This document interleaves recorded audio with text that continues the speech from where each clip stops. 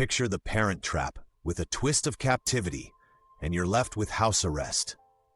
Here, a child's innocent wish to keep his parents together spirals into a basement full of kidnapped adults. Starring Jamie Lee Curtis and Kevin Pollak, it's a comedic setup that normalizes forcing solutions to family drama. Yet Grover learns that reeks of trouble as other kids join the chaos. Despite the absurdity, everything miraculously smooths over, leaving the audience with an unsettling lesson. Misadventure pays off. Indeed, Rotten Tomatoes' critique of irresponsibility wasn't off the mark. Calendar Girl was supposed to be a heartthrob cinematic triumph, but ended up as a creeping fumble through time. As Jason Priestley's character and his friends scheme to meet the iconic Marilyn Monroe, the plot spirals into downright uncomfortable territory. Their clumsy antics, meant to woo, tread the fine line of admiring versus creepy, ultimately crossing it.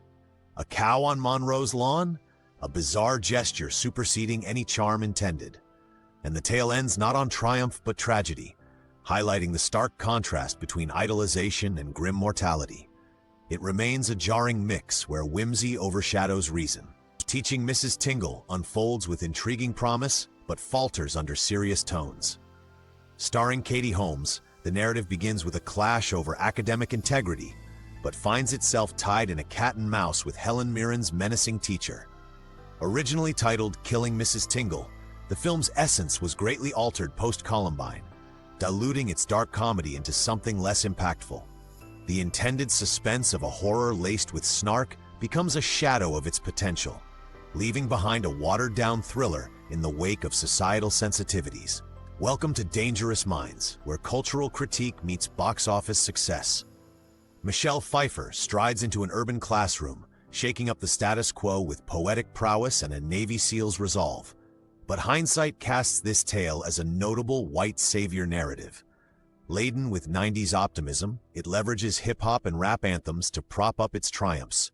Yet the script leans on cliches as kids gather around a cool teacher figure, now met with eyebrow raises rather than applause.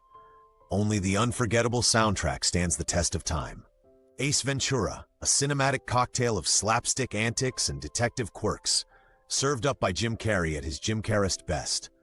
The 90s adored his absurd humor as Ace tried saving a dolphin amidst caustic comedy. Though once loved, its humor stands tainted today. Lines that once provoked laughter now underscore an underlying transphobic thread, uncomfortable against contemporary awareness. At its core, it was a frivolous dance with gender identity played for cheap laughs. That lens of innocence now exposes more layered discomfort, where humor ages less gracefully than its star's garish facial expressions. Enter Airborne, nestled within the cheese fest of 90s sports cinema. Shane McDermott stars as Mitchell, a skate-savvy Californian uprooted to the Midwest. What unfolds isn't just a fish-out-of-water story, but a cringe study in forced teenage cool. Rollerblading his way into trouble, Mitchell collides metaphorically and literally with hockey players, Jack Black among them, who view surfacing on wheels as blasphemy. Ultimately, pelting down a hill settles score amidst an agonizingly outdated attempt at rebellious spirit. For all its flips, it lands well in the realm of missed dramatic opportunities, banking on gimmicks from past hip attempts. In Chasing Amy, Kevin Smith's signature sharp-witted dialogue scrapes fresh storytelling ground, albeit awkwardly. Within a realm of comics and clashing sexual identities, Joey Lauren Adams navigates a complex romance only Kevin Smith could pen. Probing LGBTQ+ themes before mainstream discourse embraced them, it remains brave but clunky, documenting the emotional turmoil from a skewed male-centric view. As emotional entanglements unravel, shattered friendships illuminate how society's lens can distort honest expressions of desire. Despite its occasional tenderness, the story grapples with a frustrating clash between earnest exploration and misguided intent.